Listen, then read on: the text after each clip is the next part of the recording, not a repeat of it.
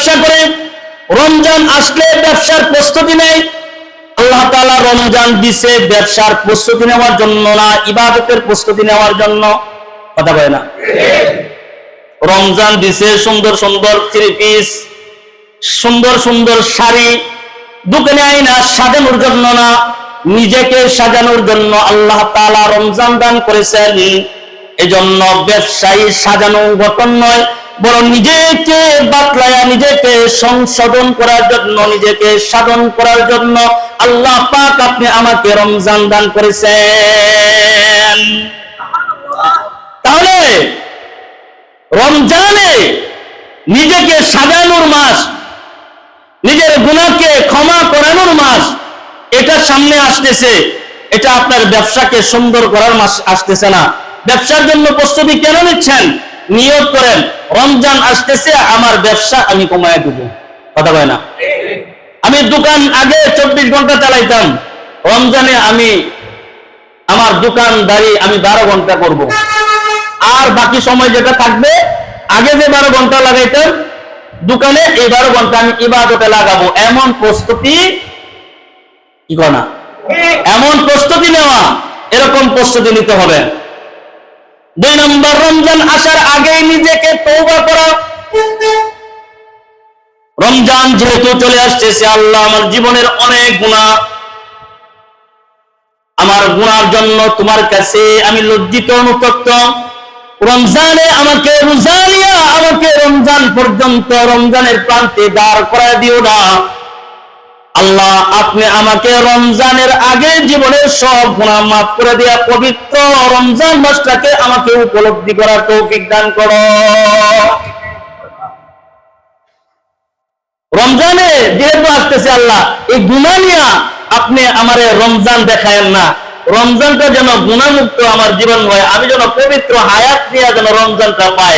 আল্লাহ এমন প্রস্তুতি নেওয়ার তৌফিক দান করো। সুবহানাল্লাহ।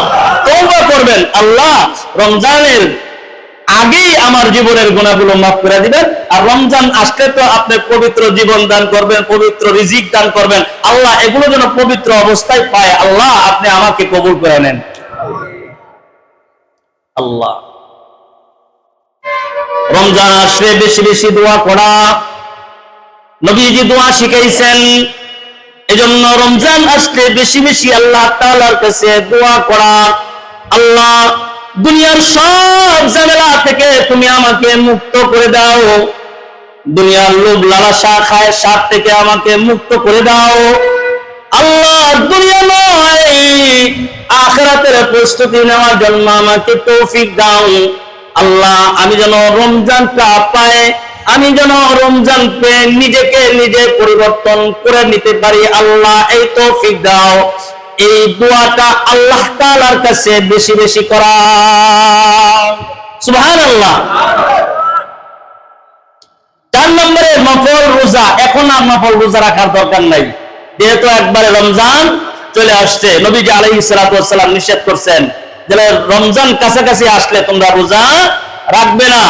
এই নফল ইবাদত বেশি বেশি করবেন, নফল ইবাদতের প্রস্তুতি গ্রহণ করা, বেশি বেশি কোরআনে কারীমের তিলাওয়াত করা।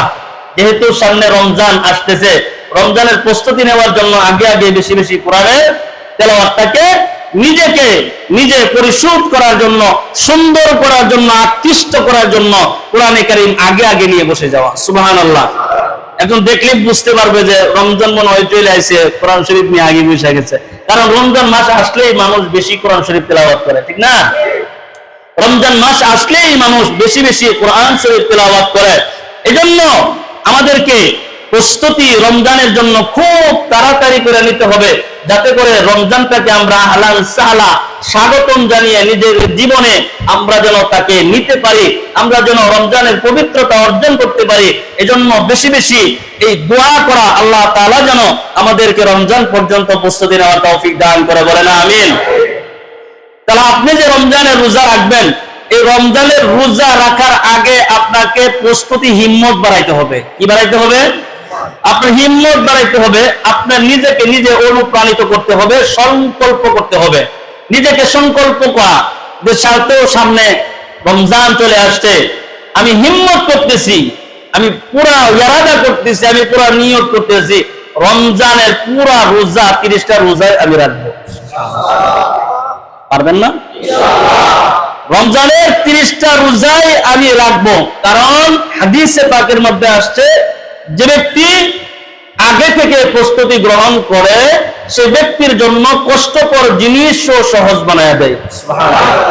যদিও বিষয়টা কি হয়, কষ্টকর হয়, কিন্তু সহজ বানায় দেন কে? আল্লাহ সহজ বানায় দেন। হিম্মত করা, কারণ আল্লাহ তাআলার শ্রেষ্ঠ আভিজাত্যের নাম, আল্লাহ তাআলাকে যে শ্রেষ্ঠত্ব স্বীকার করে এবং আল্লাহর উপরে তাওয়াক্কুল করে, আল্লাহর উপরে ভরসা করে এবং আল্লাহর উপর থেকে হিম্মত করে যে ইনশাআল্লাহ রমজান আসতেছে, রমজানের রোজা আমার রাখতেই হবে, এমন ইরাদা হইলে রমজান তার জন্য সহজ হয়ে যায়। এখন আপনি রমজান সামনে আসতেছে, আগে থেকে বলতেছেন বুকের এই পাঁজরে এই সাইডটা ব্যথা, আমার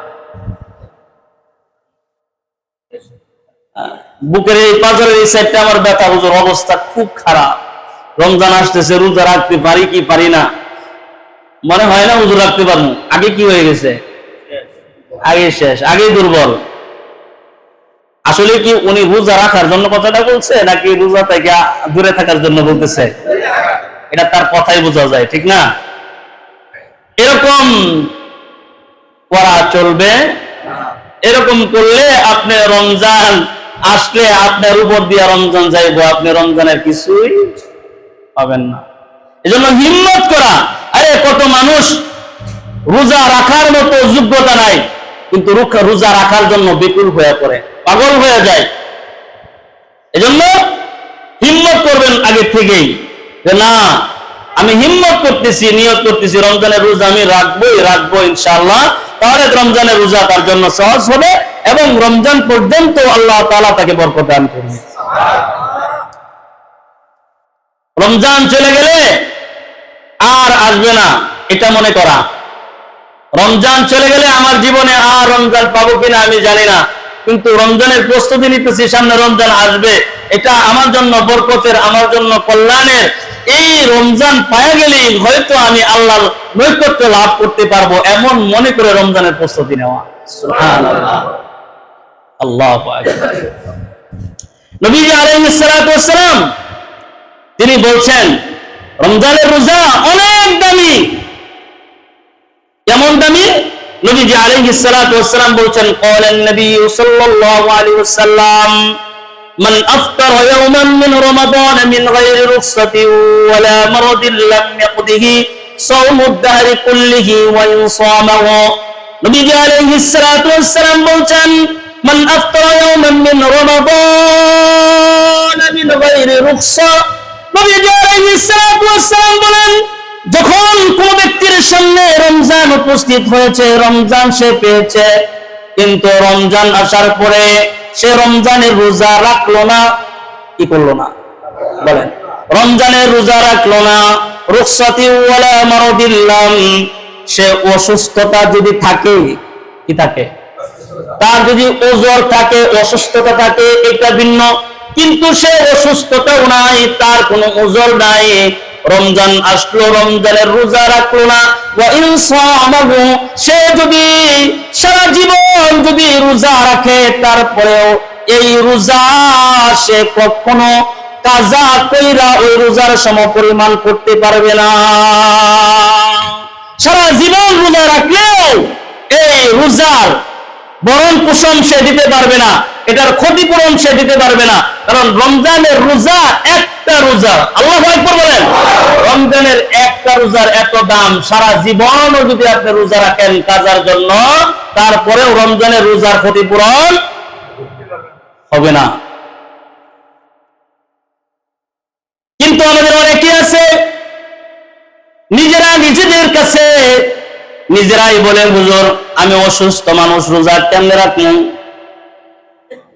আমার এই ঝামেলা ওই ঝামেলা, আমি রোজা রাখতে পারবো না। বিভিন্ন রকমের দিক অবস্থান তারা আমাদেরকে দেখায়, কিন্তু নবীজি আলাইহিস সালাতু ওয়াস সালাম বলছেন, যদি তুমি অসুস্থ হও, যদি তোমার ওজর থাকে সেটা ভিন্ন রকম, কিন্তু তোমার ওজর নাই, অসুস্থতা নাই, যদি রোজা না রাখো আর এই রোজা পরবর্তী কাজাই করলে ফরজের কাজা আদায় হবে না। রোজা আপনি রাখবেন, নিয়ত এটা পাক্কা এখনই এরাদা করতে হবে। নিজেকে নিজে ফতোয়া জিজ্ঞেস করবেন, আমি কি রোজা রাখতে পারবো কি পারবো না, নিজেকে জিজ্ঞেস করবেন। যদি ডাক্তাররা পরামর্শ দেয় আপনার অসুস্থতার কারণে, আপনার ওজনের কারণে, ডাক্তার যদি আপনাকে যদি প্রেসক্রিপশন দেয় যে আপনার জন্য রোজা রাখলে এটা আপনার জন্য সমস্যা হবে, তাহলে আপনি রমজানের রোজা আপনি কাজা করতে পারেন। কিন্তু অনেকেই আছে যে ডাক্তাররা বলে না, নিজেরাই বলতে থাকে, ঠিক না? ইস্তাফতি কলবাক, আপনি আপনার অন্তরকে জিজ্ঞাসা করুন। নিজের কাছে ফতোয়া আছে না নাই? জোরে বলেন। নিজের কাছে ফতোয়া জিজ্ঞেস করলে পাওয়া যাইব। নিজেরা জিজ্ঞেস করবেন, কি রমজান যে আসতেছে, আমি কি রমজানের রোজা রাখতে পারবো? তখন অন্তর থেকে ফয়সালা হবে কি হবে না? জোরে বলেন। তখন অন্তর থেকে ফয়সালা আসবে যে হ্যাঁ তুমি রোজা রাখতে পারবা কি পারবা না। কিন্তু আমরা ডাক্তারের কাছে যাই, কবিরাজের কাছে যাই, ওখানে গিয়ে মাসলা মাসাইল জিজ্ঞেস করে বা তাদেরকে গিয়ে জিজ্ঞেস করে আমি তো এমন অবস্থায় কি আমি রোজা রাখতে পারবো কিনা। ডাক্তার কবিরাজের কাছে যাওয়ার দরকার নাই, আপনি আপনার নিজের অন্তরকে জিজ্ঞেস করেন আপনি রোজা রাখতে পারবেন কি পারবেন না, ওখান থেকেই জবাব বের হয়ে আসবে, ঠিক না? মানুষ রোজা না রাখার জন্য কত বাহানা তালাশ করে যে এই রমজানের রোজাটা কিভাবে আমি ছাইরা দিতে পারি, এই বাহানাগুলো তালাশ করতে থাকে। আহারে, আমরা তো আসলে কপাল পুরা, আমাদের কপাল খুবই খারাপ যে আমরা আজকে বাহানা করে রোজা ছেড়ে দেওয়ার জন্য। আর এই রোজা আমাদের জন্য কত বরকত নিয়ে আসছে, আমরা ওই দিকে একটুকু তালাশ করি না। আরে রমজান আসলেই তো তারাবি, ঠিক না? রমজান আসলেই তারাবির নামাজের জন্য প্রস্তুতি হওয়া। রমজান আসলে তারাবির নামাজের পরে যখন শুইব, শোয়া উইঠা হাইলে আমাদেরকে আগে কি খাইতে হবে? জোরে বলেন। সেহরি বলবেন না, সেহের শব্দের অর্থ হচ্ছে জাদু। সেহের শব্দের অর্থ কি? জাদু। বলবেন সাহরি, কি বলবেন? সাহরি বলেন। সাহরি, সাহরি। তাহলে কি বলবেন এখন? সেহরি না, কি বলবেন? সাহরি।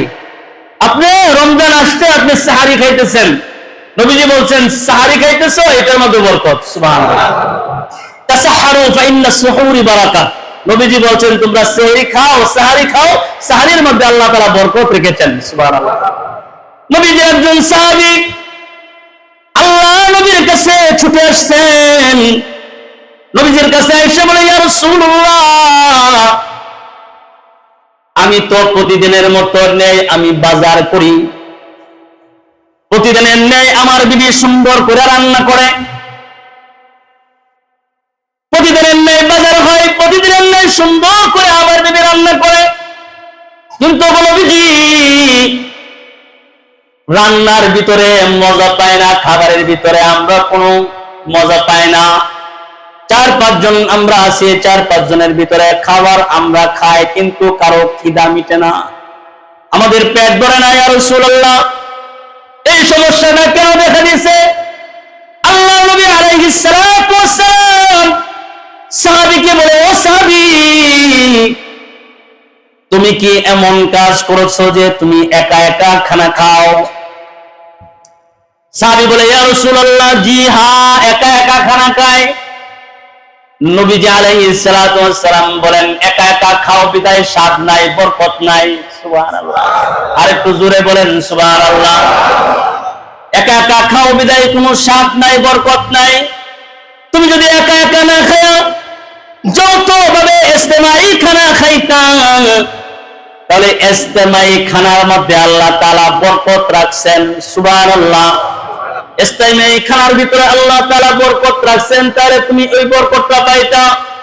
সাহাবী বলে, তারপরে আমি আবার আগের মতো বাজার করছি, আগের মতো আমার বিবি রান্না করছেন, বিবি সন্তান নিয়ে একসাথে বসে আমরা খানা খেয়েছি, দেখে আল্লাহ তাআলা আমাদের খানার মধ্যে এত বরকত দিয়েছেন, আমরা আমাদের পুরো ফ্যামিলিটা একসাথে খাওয়ার পরেও আমাদের খাবারের কোনো অভাব ছিল না। তাসাহহারু ফাইন্নাস সুহুরি বারাকা, যদি তোমরা সাহরি খাও আর সাহরিটাও যদি পরিবারের সবাইকে নিয়ে খাও, এটার মধ্যে আল্লাহ তাআলা আপনি আমার জন্য বরকত রাখছেন। তাহলে আপনি সাহরি খাইবেন, একা খাইবেন না, আপনার পরিবার পরিজন যারা আছেন সবাইকে নিয়ে খাবেন। যারা রোজাদার, রোজা রাখার সক্ষম ক্ষমতা যাদের আছে তাদেরকে নিয়ে আপনি রোজার জন্য সাহারি খাইবেন। নবীজি বলেন ওই খাবারের মধ্যে আল্লাহ পাক বরকত রাখছেন। তাহলে বরকতের মাস রমজান, রহমতের মাস, বরকতের মাস, মাগফিরাতের মাস রমজান মাস। রমজানকে একটু জোরে বললেন যাতে করে বোঝা যায় যে সামনে রমজান আইতেছে। বরকতের মাস রমজান মাস, বরকতের মাস, রহমতের মাস, নাজাতের মাস, মাগফিরাতের মাসের নাম হচ্ছে রমজান মাস। বান্দা যখন রমজানে গিয়া পৌঁছে যাবে, আল্লাহ পাক আসমানের সব দরজাগুলো বান্দার জন্য খুলে দেয়। আপনি রমজানে পা দিচ্ছেন, পা দিতে দেরি হয় নাই। আল্লাহ বলেন আগে থেকে রমজানের জন্য আসমানের দরজা তোমাদের জন্য খোলা, আসমানের দরজাগুলো খুলে দিবেন। তার মানে আসমানের দরজা খুলে দিলে আল্লাহ তাআলা বান্দার ভাগ্য পরিবর্তন করে দেন। আল্লাহ পাক বরকতের রহমত বান্দাকে দিয়ে দেন। এজন্য রমজান এটা বরকতপূর্ণ মাস। রমজানকে দাম দেওয়া, রমজানকে দাম দেওয়া, এটা আল্লাহ তাআলার মাস। কার মাস? আল্লাহ তাআলার মাসের নাম হচ্ছে রমজান মাস। রমজান মাসটাকে দাম দেওয়া। এজন্য নবী আলাইহিস সালাতু ওয়াস সালাম বলছেন, ও সাহাবায়ে কেরাম, রমজান আসতেছে, রমজান আসতেছে, রমজান আসতেছে, প্রস্তুতি নিবা। দোকানদারির প্রস্তুতি নিবা না, ব্যবসা বাণিজ্যের প্রস্তুতি নিবা না, নিজেকে নিজের টাকা পয়সা ইনকামের জন্য প্রস্তুতি নিবা না, গাড়ি চালাইলে টাকা বেশি হবে প্রস্তুতি নিবা না, দুনিয়ার কর্ম করার জন্য প্রস্তুতি নিবা না। আগে যা করেছো মাইনাস করবা। আগে যদি 10 ঘন্টা কাজ করেছো এখন 5 ঘন্টা করবা, 5 ঘন্টা আল্লাহ তাআলার দিবা। এইভাবে রমজানের প্রস্তুতির জন্য রমজান পর্যন্ত যদি পৌঁছতে পারো, রমজানের পূর্বে তোমরা যা বরকত অন্বেষণ করেছিলে, যা ইনকাম করেছিলে, রমজান আসলে সেই বরকত তোমাদেরকে দেওয়া হবে। রমজানের জন্য বেশি বেশি প্রস্তুতি গ্রহণ করা। রমজান হলো আল্লাহর মাস। আল্লাহর কাছে পছন্দের মাসের নাম কি মাস? রমজান মাস। এজন্যই তো বলা হয় ওমাই ইউআযিম শাআইরাল্লাহি ফাইন্নাহা মিন তাকওয়াল কুলুব। আল্লাহ তাআলা বলেন ওমাই ইউআযিম শাআইরাল্লাহ, এটা আল্লাহর পবিত্র বিধিবিধান। আল্লাহর প্রতি পবিত্র বিধিবিধানকে যারা সম্মান করে, কি করে? আল্লাহর পবিত্র বিধিবিধানকে যারা সম্মান করে, যারা আল্লাহর পবিত্র বিধিবিধানকে সম্মান জানায়, রাসূলুল্লাহ হাবিবুল্লাহ সাল্লাল্লাহু আলাইহি ওয়াসাল্লামের সুন্নাতকে যারা সম্মান জানায়, আল্লাহু আকবার বলেন, যারা কোরআনকে সম্মান জানায়, যারা টুপি দাড়িওয়ালাদেরকে সম্মান জানায়, যারা জুব্বাওয়ালাদেরকে সম্মান জানায়, যারা পাগড়িওয়ালাদেরকে সম্মান জানায়, এটাও তো একটা ইসলামের জিনিস। কথা বলেন ঠিক না বেটি? এটা কি ইসলামের বাহিরে? জোরে বলেন। এগুলোর ভিতরে কেউ যদি সম্মান প্রদর্শন করে, কোরআনকে যারা সম্মান প্রদর্শন করে, আল্লাহর মাস সামনে আসতেছে, আল্লাহর মাসকে যারা সম্মান প্রদর্শন করে, ফাইন্নাহা তাকুমিন তাকওয়াল কুলুব, আল্লাহ তাআলা বলেন এদের অন্তরে আল্লাহর ভয় ভীতি থাকার পরিচয় এরা বহন করে। এদের ভিতরে আল্লাহর ভয় আছে। আল্লাহু আকবার বলেন। এই আয়াতের দ্বারা অনেক কিছু বোঝা যায়। এই আয়াতটা অনেক কিছু আমাদেরকে শেখায় যায়। রমজান আল্লাহর মাস, পবিত্র আল্লাহর বিধিবিধান যারা সম্মান করে, রমজান আসলে প্রত্যেকটা দোকানে দোকানে পর্দা লাগানো হয় কি হয় না? এটা সত্য না মিথ্যা? জোরে বলেন। রমজানের দিনের বেলা খাওয়া হালাল মনে হয়? কথা বলেন, জোরে বলেন না, আরেকটু জোরে বলেন। রমজানের দিনের বেলা খাওয়া কি হালাল না হারাম? যদি হারাম হয় তাহলে তোমার দোকানে তুমি কেমনে পর্দা লাগাইলা? কথা কয় না। তুমি তো মুসলমান, তোমার তোমার দোকানে পর্দা কেমন হয়, তুমি না রোজাদার, তুমি না ইমানদার। দিনের বেলা তোমার দোকান থেকে কেমনে খাবার বিক্রি হয়, সিগারেট বিক্রি হয়, কথা কয় না। তুমি তো একজন রোজাদার ছিলা, আরে হিন্দুরাও রমজান মাস্টারে দান দেয়, কথা কয় না। অনেক হিন্দুরা রমজান মাস্টারে দান দেয়, অনেক হিন্দুদেরকে দেখছি নীরবে নীরবে নিরিবিলিতে, যাতে কেউ না দেখে নিজেকে একবারে গুছায়া, তাদের তো খাওয়ার দরকার আছে, তারা তো রমজান রোজা রাখে না, কথা কয় না। নিজেকে গুছায়া তারপরে তারা তাদের খাবার বিতরণ করে। আর মুসলমানের বাচ্চা সারাদিন মানুষ রোজা রাখে, আর ওই ডেন্ডে গায়া বেড়ায়া বেড়ায়া সিগারেট মুখের মধ্যে নিয়ে নিয়ে টানে। মুসলমানের বাচ্চা হইতে পারে না, কথা বলেন ঠিক না বেটে? হিন্দুর তো ভালো আছে, হিন্দুর চাইতে, খ্রিস্টানের চাইতে, নাসারার চাইতে এরা সবচেয়ে নিকৃষ্টতম খারাপ। যারা রমজানকে দাম দিতে জানে না, আল্লাহর মাসকে দাম দিতে জানে না, এরা মুসলমানের খাতার মধ্যেই পড়ে না, কথা বলেন ঠিক না বেটে? আল্লাহর মাস্টারের দাম দেওয়া। আমি যদি আজকে একটু হাত করে শক্ত করে বলি, রাগ করেন না, রমজান তো আর মাত্র 5 দিন বাকি, সামনে রমজান আসতেছে। এখানে ব্যবসায়ী কারা আছেন হাত তুলেন, ব্যবসায়ী কারা আছেন হাত তুলেন। নারায়ে তাকবীর, নারায়ে তাকবীর। যারা এমনি কসমেটিক্সের ব্যবসা, কাপড়ের ব্যবসা, তাদেরটা আলাদা। কিন্তু আপনারা যারা চায়ের দোকান করেন, যারা খাবারের দোকান করেন, আপনাদের দোকানের সামনে পর্দা লাগায়েন না, আল্লাহর কসম পর্দা লাগায়েন না, পর্দা লাগায়েন না। পর্দা হিন্দুরাও লাগায় না, পর্দা খ্রিস্টানরাও লাগায় না। আপনি মুসলমান হয়ে এক মুসলমানের ঈমান নষ্ট করার জন্য আপনি পর্দা লাগাইছেন, হাসরের ময়দানে নবীজির শাফাআত পাবেন না, ঠিক না? ঠিক। পর্দার আড়াল থেকে কিন্তু এই দিনকে জানতে হইব, এই দিন কিন্তু মাঝখানে পর্দা থাকবো, কথা বলেন ঠিক না? ঠিক। নিজের ঈমান নিজে নষ্ট করছেন, আরেকজনের ঈমান নষ্ট করেন না।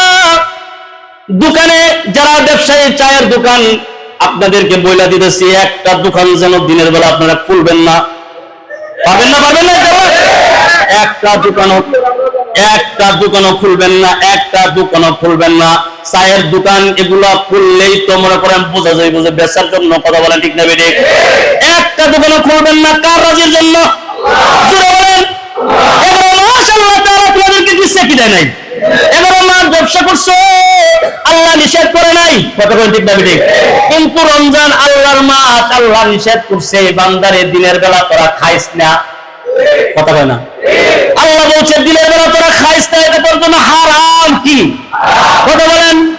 হারাম, দিনের বেলা খাইস না। আরে গু যদি মানুষ 100টা খায়, 3 গ্রাম খায়, এটা তো গু, এটা হারাম। দিনের বেলা তুমি যদি ভাতও খাও, এটাও গুয়ের সমান, ঠিক আছে? ঠিক। এটাও তোমার জন্য গুয়ের সমান, পায়খানার সমান। খারাপ লাগতেছে কথা, ঠিক না? ঠিক। তুমি রোজা রাখতে পারো, রোজা রাখো না, দিনের বেলা খাও, ভাত না খাও, পায়খানা খাও, কথা কয় না? একটু হার্ড হয়ে গেছে, হ্যাঁ? না, আল্লাহর বিধান, আল্লাহর বিধান যতই হার্ড হোক, মুসলমান যারা তাদের এটা গ্রহণ করে নিতে হবে।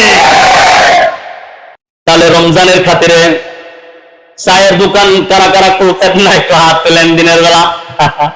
আছে নি চায়ের দোকানদার?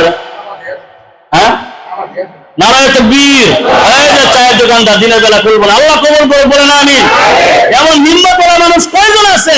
আরে হিম্মত যখন মানুষ করে, হিম্মত তার ভিতরে যখন করে, যখন সে সংকল্প করে, আল্লাহ তাআলা সহজ বানায়া দেয়। এবং যে কারণে সে হিম্মত করেছে, ওই হিম্মতটা আল্লাহ তাআলা আগে আগে সামনে বাড়ায়া দেয়। সুবহানাল্লাহ। ঘটনা অনেক আছে, কথা বলবার গেলে ঘটনা চলে আসে, ঘটনার দিকে যাব না। কিছু বরকতি কথা আছে যেগুলো না বললেই নয়, এই জন্য সামনে কিছু কথা, বরকতি কিছু কথা রয়েছে, কয়েকটা কথা আমি বলবো। আল্লাহু আকবার বলেন।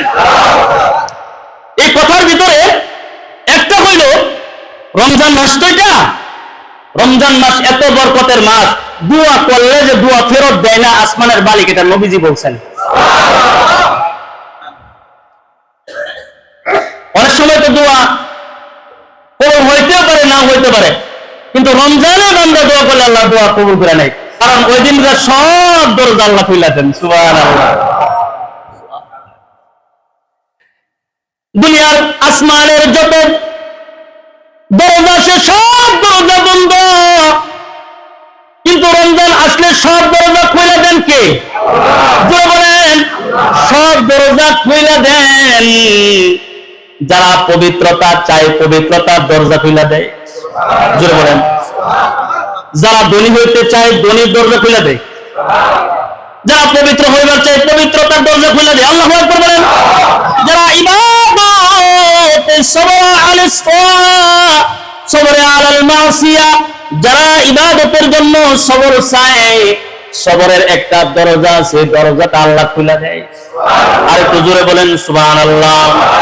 নবী আলাইহিস সালাতু ওয়াস সালাম তিনি বলেছেন, ওয়ালান নবী সাল্লাল্লাহু আলাইহি ওয়াসাল্লাম ওয়ামান ইস্তাগনি ইউগনিহুল্লাহ। আল্লাহু আকবার।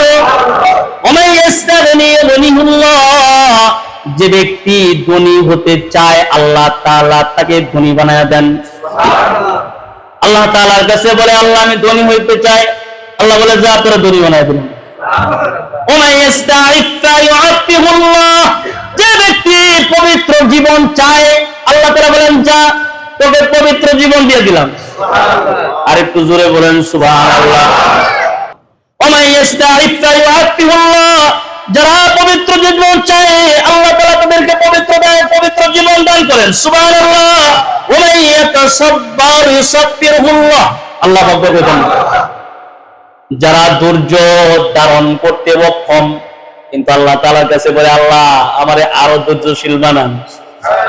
আল্লাহ আমার ইবাদতের মধ্যে ধৈর্য নাই, আল্লাহ আমার ইবাদতে ধৈর্য দিয়ে আমাকে ধৈর্য বানায় দেন। সুবহানাল্লাহ।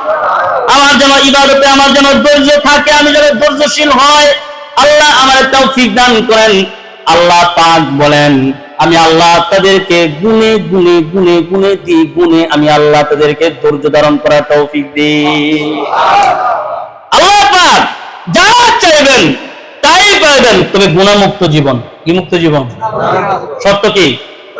গুনাহমুক্ত জীবন। তার মানে এর আগে আমি বলছিলাম একটা কথা, রমজানের প্রস্তুতির 3 নাম্বার কারণ তওবা করা। কয় নাম্বার? জোরে বলেন। তওবা করা। রমজানে যে তারাবি আমরা পড়ব, এই তারাবিটা 4 রাকাত যখন পড়া হয় তখন আমরা বৈশা একটা দোয়া পড়ি। দোয়াটা কি আপনারা কি জানেন? বলেন তো কি? সুবহানাজিল মুলকি ওয়াল মালাকুতি সুবহানাজিল ইজ্জাতি ওয়াল আজমাতি ওয়াল হাইবাতি ওয়াল কুদরতি। আমরা এই দোয়াটা পড়ি।